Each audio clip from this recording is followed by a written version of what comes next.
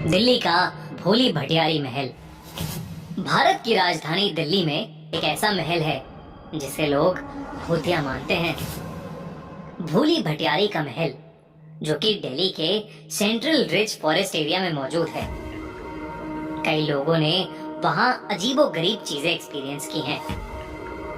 कई लोगों ने वहां एक सफेद साड़ी पहने एक अजीब सी दिखने वाली औरत को देखा है, बल्कि कुछ लोगों ने अजीब सी काली परछाइयों को भी देखा है।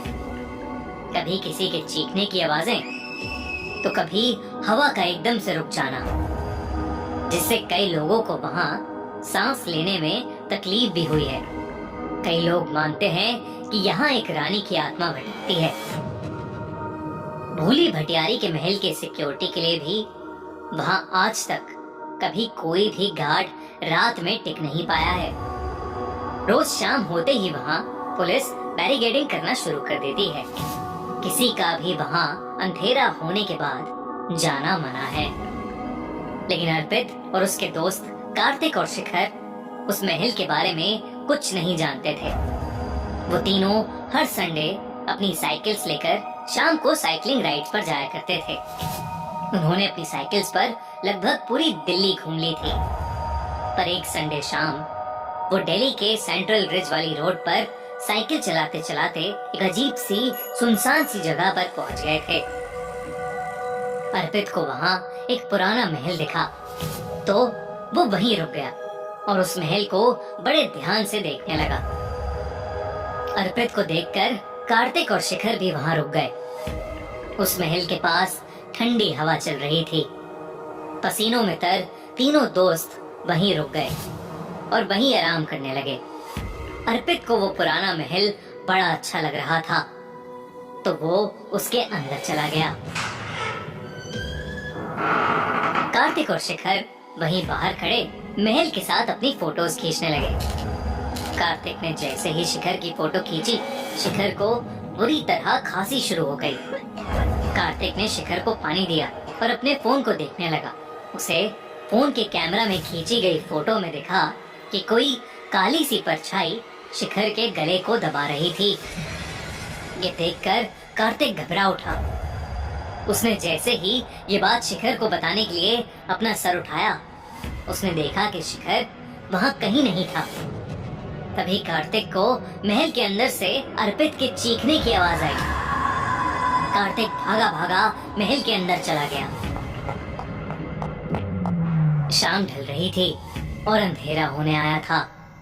उस महल के आसपास सिर्फ जंगल था और बड़ी बड़ी दीवारें।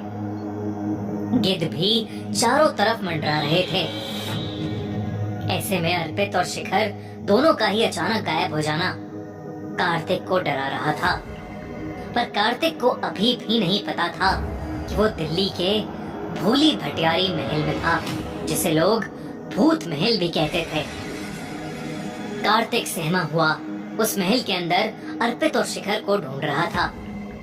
अर्पित, अर्पित, शिखर। उसने कई बार दोनों को आवाजें लगाई, पर सामने से कोई जवाब नहीं आया। तभी अचानक उसे किसी के रोने की आवाज आई। वो उस आवाज के पीछे गया तो उसने देखा कि एक बूढ़ी औरत वहां एक कोने में बैठकर सिसकियां भर रही थी।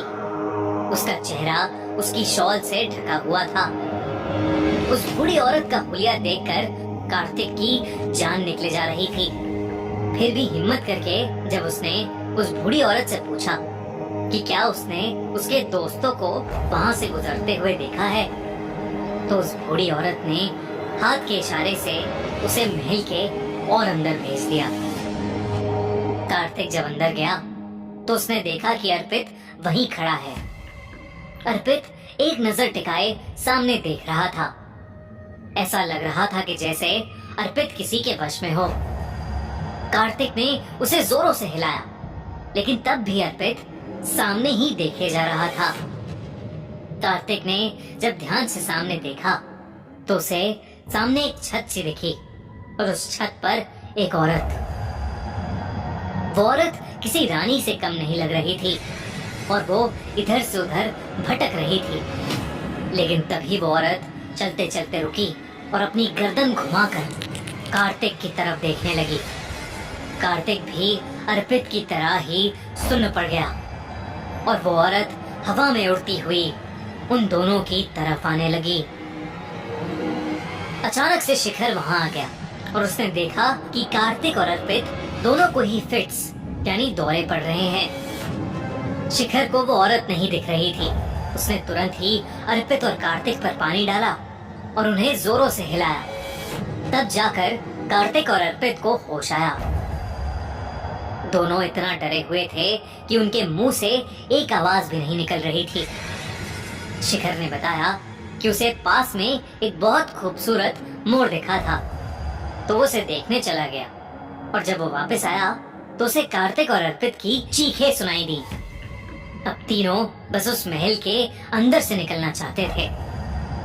वो तेजी से बाहर की ओर भागे, पर दरवाजे पर वो बूढ़ी औरत अभी भी खड़ी थी। अचानक उसका शॉल नीचे गिर गया और उसका ढका हुआ चेहरा अब तीनों के सामने था। बूढ़ी औरत किसी चुड़ैल की तरह दिख रही थी। उन तीनों लड़कों के रोंगटे खड़े हो गए और वो बुढ़िया धीरे धीरे उनके पास आने लगी। वो तीनों लड़के डर कर पीछे मुड़े तो वो रानी जैसी दिखने वाली औरत भी उनके करीब आ रही थी। तीनों मदद के लिए जोरों से चिल्लाने लगे। बाहर पुलिस वाले जब बैरिकेडिंग के लिए आए तो उन्हें 3 साइकिल बाहर खड़ी हुई दिखी। वो समझ गए कि अंदर जरूर कोई है और उन्होंने तुरंत महल के अंदर जाकर चेक किया। तीनों लड़के महल के दरवाजे के पास बेहोश पड़े थे और उनके शरीर बुरी तरह तप रहे थे। उन्हें फौरन पास के हॉस्पिटल भेजा गया। जब उन्हें होश आया तो उन्हें कुछ भी याद नहीं था कि उस बूढ़ी औरत को देखने के बाद उनके साथ क्या हुआ। कहानियों की माने तो शायद वो रानी जैसी दिखने वाली औरत फिरोज शाह तुगलक की रानी थी, जिसे राजा ने उस महल में नजरबंद कर दिया था। और वो बूढ़ी औरत शायद एक औरत थी जो रास्ता भटक कर इस महल में पनाह लेने आई थी। कहते हैं दोनों ने ही इस महल के अंदर अपना दम तोड़ दिया था।